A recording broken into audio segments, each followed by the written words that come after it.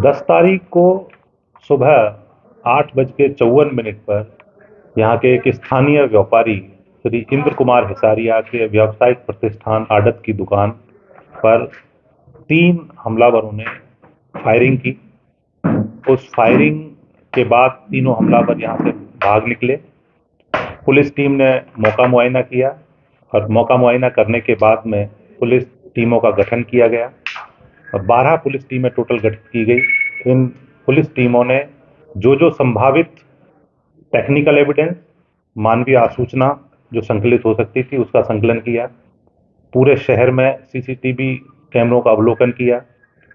अभय command centre पर शहर के जितने भी कवरेज पॉइंट हैं सीसीटीवी कैमरे के, उनका विश्लेषण किया।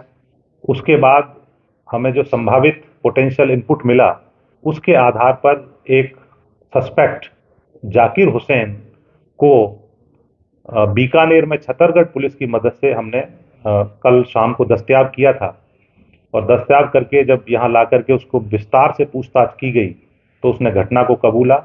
उस घटना में उसकी मोटरसाइकिल कल दौरान नाकाबंदी थाना विजयनगर गंगानगर में चेकिंग के दौरान बिना नंबर प्लेट होने के कारण सीज हो गई। उसकी हमने तस्दीक कर ली है, वो थाने पर सीज शुदा है। उसके बाद में जब पूछताछ के बाद में बाकी 2 लोगों के नाम पते तस्दीक किए गए तो एक का यहाँ से बस में बैठकर जयपुर भागना जानकारी में आया, जिसमें जयपुर में कमिश्नरेट पुलिस के सहयोग से श्रीमान Ajay Pal Lamba additional commissioner commissionerate Jaipur के नेतृत्व में उनकी टीमों ने वहाँ हमारी टीम के साथ सहयोग कोऑर्डिनेशन करके वहाँ पे कई जगह हमने रेड और दबिश की, जिसमें एक महकदीप उर्फ महसू निवासी धक्का बस्ती गढ़साना को दस्तयाब किया गया है। इसी के साथ एक जो यहाँ से मोटरसाइकिल पे बैठ के 2 लड़के जो निकले थे, जिनमें एक जाकिर जो स्वयं मोटरसाइकिल का ओनर भी है, जिसके नाम रजिस्टर्ड है मोटरसाइकिल, उसके साथ में एक युद्धवीर नाम का जो दूसरा लड़का था जो फायरिंग में इन्वॉल्व था, वो जब बैठ के यहाँ गए रास्ते मोटरसाइकिल सीज हो गई तो वो आगे बस से गए और बस से जाने के बाद में जब इसको छतरगढ़ पुलिस ने वहाँ दस्तयाब किया उसके बाद में वो वहाँ से मोटरसाइकिल लेके बीकानेर की तरफ निकल गया, जिस पर हमारे डीएसटी की टीम विशन सहाय के नेतृत्व में प्लस एक जंक्शन थाने की टीम दिलीप सिंह एसआई के नेतृत्व हमने यहाँ से रवाना की और बज्जू थाना, दंतौर थाना और रणजीतपुरा थाने से हमने विशेष रूप से मदद ली गई।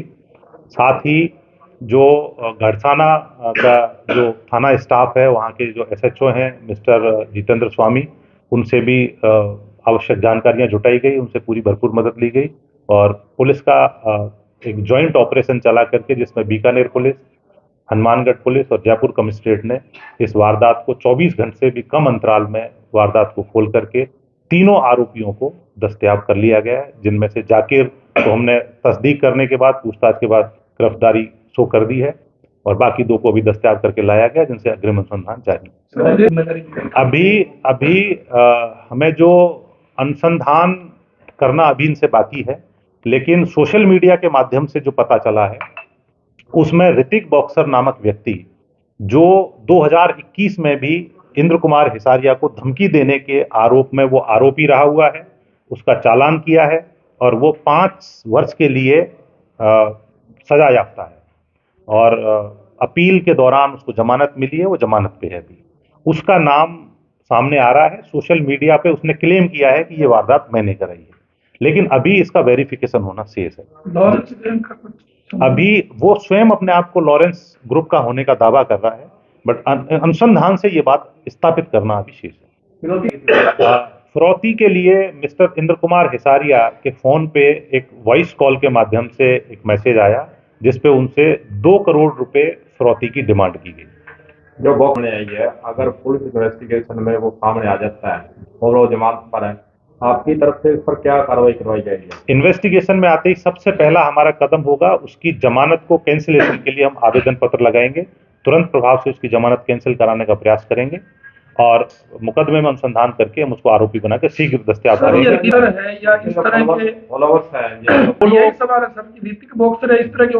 कुछ फॉलोवर्स को हमने आइडेंटिफाई किया है।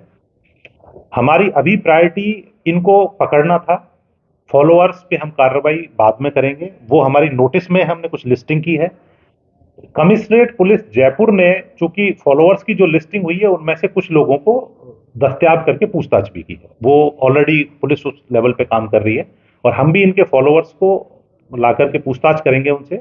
कुछ को हमने आइडेंटिफाई कर रखा है। जो लोग सीधे इनको शरण देने में इन्वॉल्व होंगे उनके खिलाफ हम नियमानुसार कार्रवाई करेंगे और उनको इस केस में बुक भी करेंगे। सर, इसमें जाकिर से सबसे पहले हमने घटना को, जैसी घटना घटी उसको पूरा पूछताछ में एस्टैब्लिश कराया ताकि ये कंफर्म हो जाए कि ये घटना इसके द्वारा ही की गई है। तो घटना का जो भी घटनाक्रम था उसको हमने रिक्रिएट यहाँ बैठ करके किया कि कैसे कैसे घटना घटी, मिनट टू मिनट घटना को के कड़ियों को जोड़ा।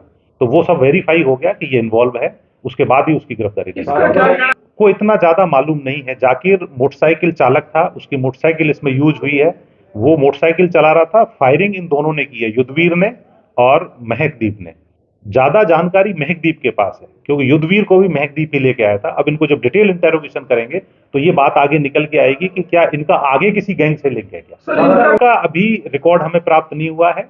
महकदीप के खिलाफ 2 मुकदमे दर्ज हैं नई मंडी गढ़साना में, जिसमें एक मुकदमा 302 का है, एक मुकदमा 377 का है, जो अभी प्रारंभिक पूछताछ में जानकारी में आया, लेकिन अभी ये वेरीफाई करना चाहिए। सर इनका क्या, जाकिर से जहां तक पूछताछ हुई है उसको ज्यादा डिटेल मालूम नहीं है। ये सब मालूम जो डिटेल है वो महक और युद्धवीर, जो कि दोनों फायरिंग करने वाले यही थे, इनसे जब डिटेल पूछताछ होगी जब सामने आएगा।